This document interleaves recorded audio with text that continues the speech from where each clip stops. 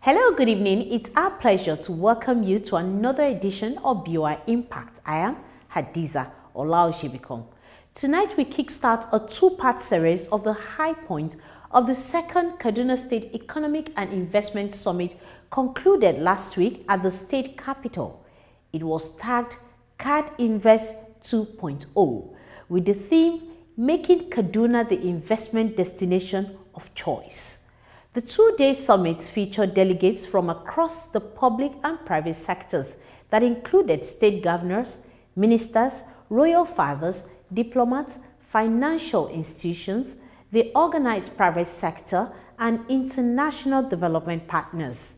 There were presentations and panel discussions by experts from various fields from manufacturing, financing, and management generally. Amongst the panelists and speakers were the Sultan of Sokoto, the Emir of Kano, the governors of Kaduna, Kano, Zamfara, and Jigawa State. The other were the Minister of State for Budget and National Planning, Minister of State for Industry, Trade and Investment, and the UK and US ambassadors to Nigeria, representatives of the United Nations, European Union, World Bank, USAID, African Development Bank, and the acting managing director of the Bank of Industry. Here are highlights of the opening ceremony and the plenary session on development financing in subnationals.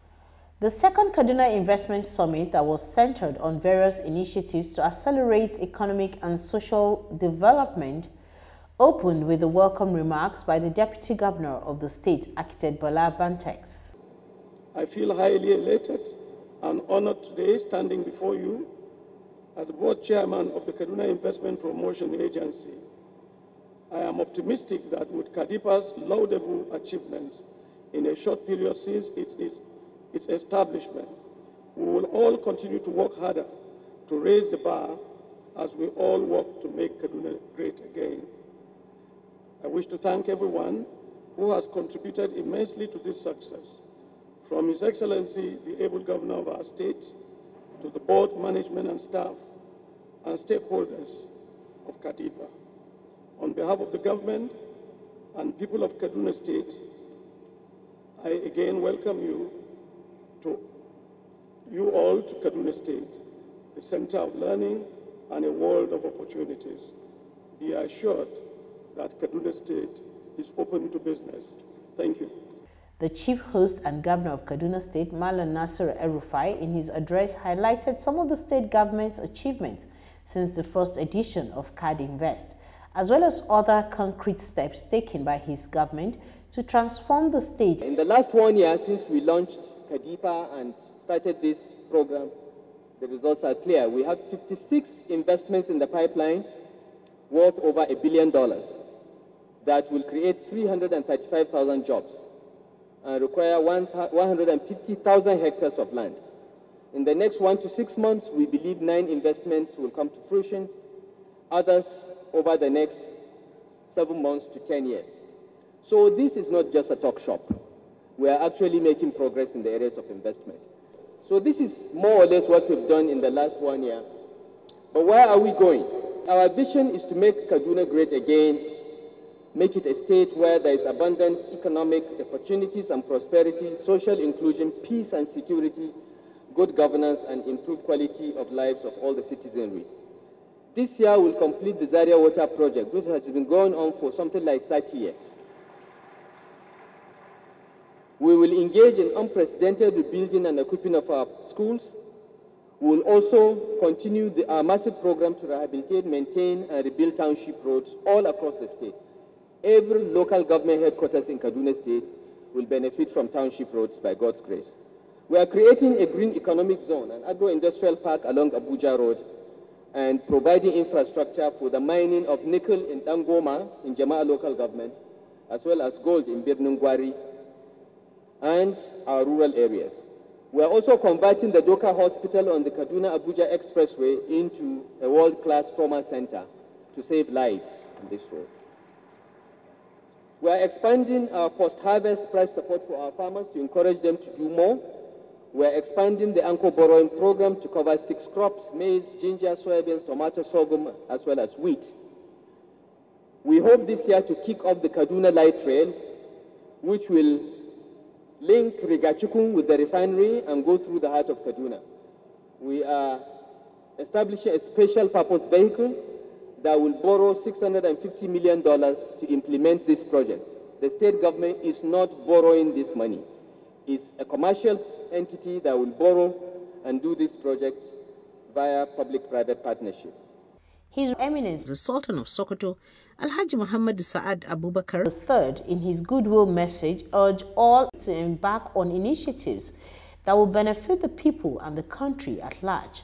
It's important for us to lend our support, to put on our weight behind such projects, such programs that will make the lives of our people much, much better. Because once you have a developed and productive society, you have less criminal activities, and therefore you will have peace and stability. So I'd like to commend the Kaduna State government for this program. Kaduna belongs to all of us, and Madam Nasiru is the custodian, the key holder of this city, this state for all of us. Therefore, all of us must put hands together to make sure Kaduna is developed. And if Kaduna is developed and is peaceful, definitely majority parts of the north, you can say, will be peaceful and also be developed. The Emir of Kano, His Royal Highness Alhaji Mohammed Sanusi II, in his keynote speech, commended the state government for the steps being taken towards economic development of the state. The growth model for Africa, for Nigeria, for the states in Nigeria has to change. Growth will come from investment. I think we should recognize that investors are both local and foreign. Aliko Dangote has invested more in Nigeria than any foreign investor. And there are many local investors. So we need to create an environment in which we attract and encourage domestic capitalists to invest. Because first, it keeps the money in Nigeria. It provides great long-term security. We can link them up with foreign partners as shareholders who would like to exit later after bringing in the technology and the skills. But we need to encourage Kaduna State indigenes, Nigerian entrepreneurs to invest in Kaduna. And I do hope that all the governors in the north will adopt this and will focus on this. We do need these investments. We do need investors to come in from within Nigeria and from outside. We need investments in agriculture, in industry, in power. We need to create jobs. But more important, we need the governments to focus on education, especially the girl child education, and on ICT. Ace broadcaster and chairman of Channels Television, Mr. John Momo, also shared his opinion on the investment summit. As we come out of the recession of the past few months, the future looks very bright for this state. Yes, there are both challenges and opportunities on the horizon, but as entrepreneurs, we must not lose sight of the opportunities and the enabling environment which has now become the hallmark of the El-Rufai government. With such a focus and with a dose of ambition, we can all achieve. And that's why our company, the Channels Media Group, has concluded plans with the state government to anchor a media hub in the Millennium City. The hub will be a place where we will celebrate our ability as Nigerians to discover and to learn, to build, to question, to imagine and reimagine, to create and recreate new ways of doing things, and to connect and work with each other to transform Kaduna State.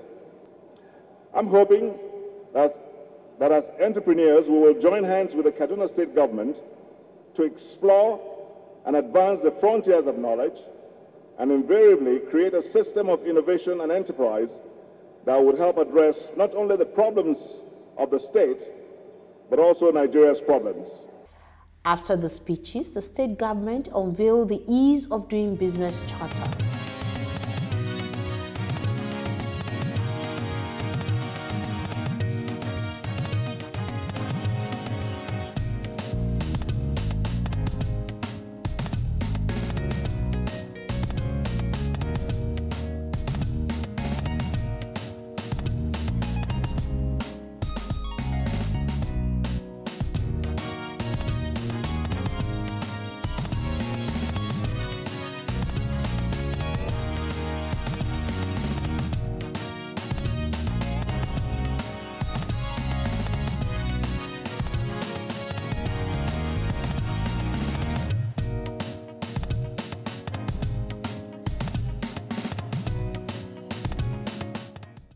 Welcome back.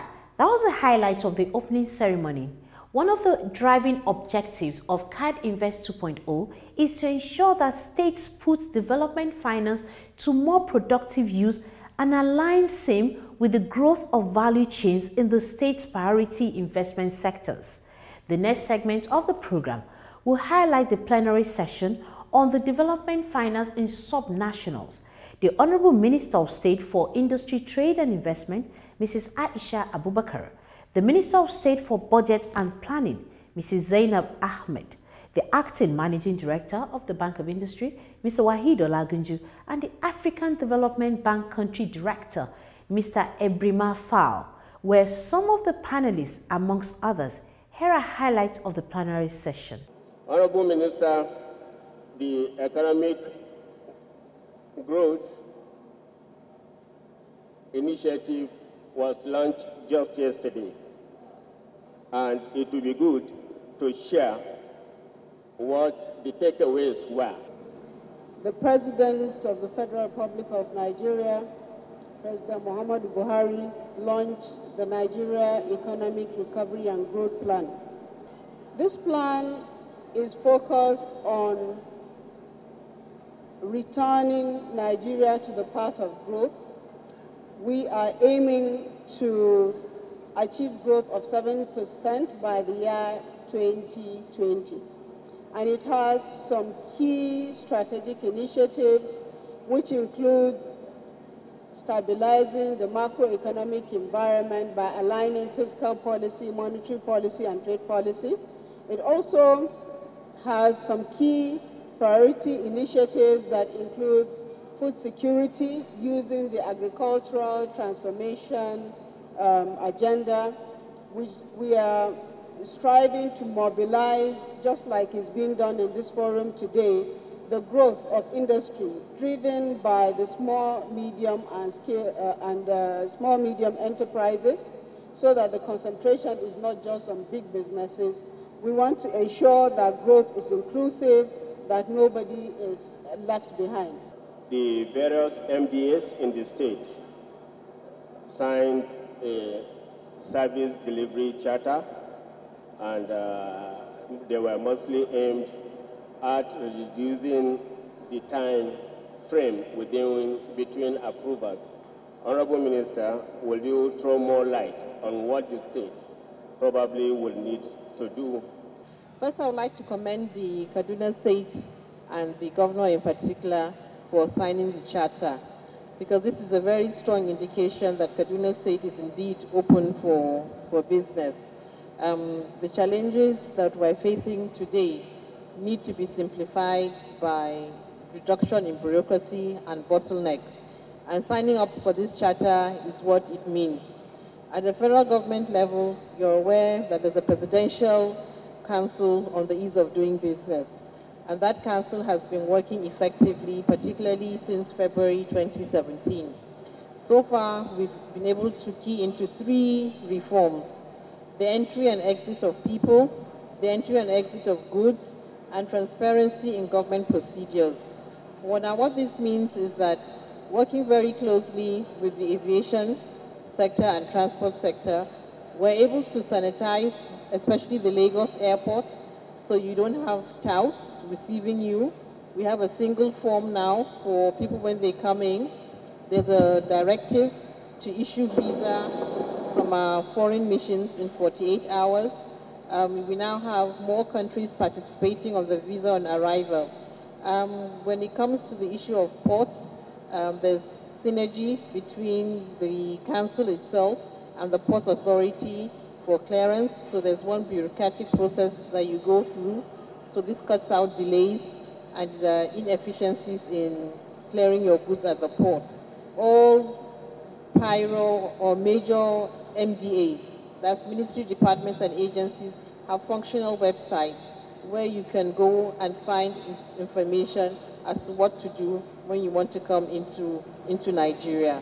So these are some of the reforms that we've taken on. Securing development financing by both private and public sectors of the economy requires a fairly predictable policy environment, investment readiness, and macroeconomic and political stability. How do you react to this? We are very cautious of the need and the demands that the post-2015 development agenda places on states in particular, for example. And therefore, we are now focusing, most of our lending to states have been through the federal government because of legislation mostly, either as implementers or as direct loans. But we are now looking at subnational finance as a standalone project, of course, subject to government legislation as well at the federal level. How do you propose the recently established development bank address the issues confronting small and medium enterprises, SMEs? The Development Bank of Nigeria is a wholesale DFI. The central bank came up with guidelines for DFIs in Nigeria that provided for a two-tier structure. So there will be a wholesale DFI to mobilize suitable financial resources for on lending to MSMEs in the country through microfinance banks and through the retail DFIs. The Bank of Industry, under that framework, is a retail DFI, along with the Bank of Agriculture and the Federal Mortgage Bank, and indeed the Nigerian Export-Import Bank. So the launch of the DNB is a welcome development in the sense that their mandate will be to shop around for suitable financial resources that we can on-lend to MSMEs. And typically, these are long-term financing. You know, they're talking about 10-year tenure, because those financing is one of the most important factors of production, as we all know, and suitability is very, very important, not market-driven money, because market money are usually short tenure and high interest rates, and entrepreneurs need long tenure and low interest funding, particularly at the launch of the Economic Recovery and Growth Program that has just been launched yesterday by the federal government of Nigeria. A lot of development financing will be required. We have a economy of GDP of 100 trillion, and the federal government budget is just 7 trillion, which shows that it's supposed to be a catalyst to mobilize resources from within and outside the country, as also from the private sector, to support our development aspirations as a country. What specifically are we doing to actually improve the competitiveness of the informal sector? Are we organizing them? And are we building capacity such that our informal, the entrepreneurs, the businessmen can actually have the ability to be able to compete in their products? Efforts have been made on a collaborative basis to build the capacity of our SMEs. You hit the nail on the head. I make bold to say that we've never been short of funds, supply-wise, for MSMEs in Nigeria. What we are lacking are bankable proposals, proposals that can attract funding on a viable and sustainable basis. And that's why the Bank of Industry appointed more than 200 business development service providers, or SME consultants, including the Kaduna Business School, to vet the business ideas of potential entrepreneurs and help them package bankable proposals. And that speaks to the CAD STEP program that we have with the Kaduna State Government. The Kaduna Business School has a website that is jointly managed by KBS and the Bank of Industry. Young potential entrepreneurs submit their business ideas and proposals to that website. They are screened, and to date we've trained almost 1,000 youths in Kaduna State have passed through that program, and we've been able to lend to them substantially in the last 1 year. Our risk assets in Kaduna State grew by about 11%, from 35 billion to 40.3 billion between 2015 and 2016. And a number of them went to the CAD STEP beneficiaries. But steps are being taken to, on a continuous basis, improve the capacity. Right now, Kaduna Business School has been mandated by the Bank of Industry to work with all the 19 northern states to ensure that the enterprise development centers in those states are equipped with the trained trainer skills such that they can also help train potential entrepreneurs in the states across the country. most of the grants and loans given out to entrepreneurs by government and individuals in Nigeria, within 2 to 5 years, most of those companies have died out. My thought is that most of the bases we use in giving out such loans and grants are basically theoretical. Where you can write, maybe you write a beautiful business proposal, loans are given to you. And loans are given to people that are not real entrepreneurs. All the projects financed by the Bank of Industry will start with KYC. In other words, know your customer. You must tell us what you are. Are you a limited liability company? Are you a business name holder? And you must show certificate of incorporation by the Corporate Affairs Commission, or even a cooperative registered with the state governments. So rest assured that most of the businesses we finance are performing. That is why the non-performing loans ratio of the Bank of Industry as of close of business last year stood at 3.72%, which is lower than the central bank's threshold of 5%. The industry average, according to the FSS report released by the central bank last week, shows that the NPL was 14% industry-wide. For that as Bank of Industry, we recorded 3.72%, which means that more than 96% of our loans are performing. And that shows that they did not die, they did not collapse. How do you improve on having more confidence in companies that have contracts and want to expand in states? If you come to us with a transaction with the Kaduna state government and we look at your cash flow, if we can lay hands, if we can domicile payments, if we can get an ISPO to show that payments will be made to BOI, trust me, we'll honor it.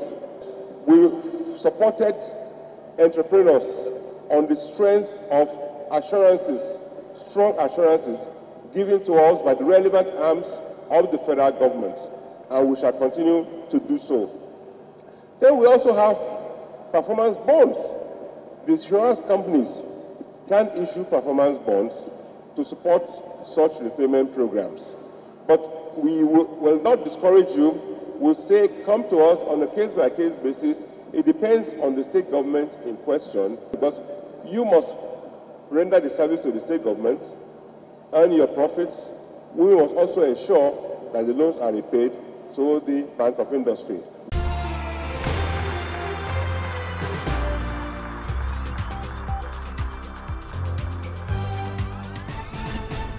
Those were the highlights of the Kaduna State Economic and Investment Summit KADINVEST 2.0 that took place recently in Kaduna State. During the course of the program, you heard from state governors, ministers, royal fathers, and members of the diplomatic corps and leading experts in manufacturing, banking and finance, agriculture, housing, and management on how the country can be one of the best economies in the world if all hands were on deck. Join us next week as we bring you the concluding part of KADINVEST. It's on this note that will conclude this week's edition of the program. It's good evening and have yourself an enterprising week. I am Hadiza Olaosebikan. Bye for now.